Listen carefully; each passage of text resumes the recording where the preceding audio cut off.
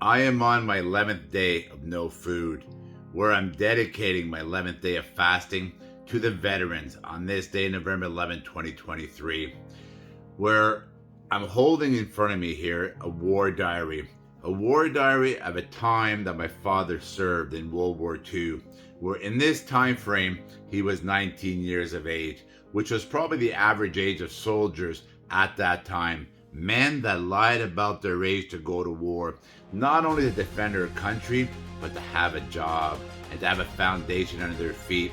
Where unfortunately today, in 2023, we have some youth that lie just to get on disability.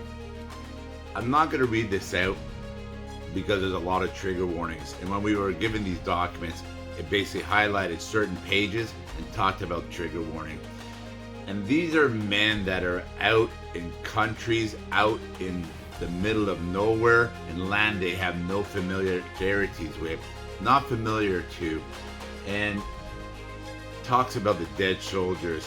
It talks about the tragic bombing on their own grounds by their own. And it talks about the individuals that die and how they have prisoners of war and like pages and pages of this. Again, this is a log, this is a field notes, this is the war diaries. And I look at this and I look at this telegram that his parents received.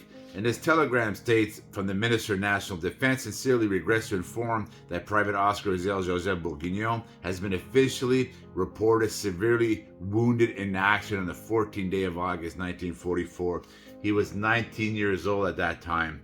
His mother died before he arrived back from war, a war that he lied to get into. And his father died a year later, where him and his sister became the principal breadwinners for their 6 younger siblings, because they all lost their parents.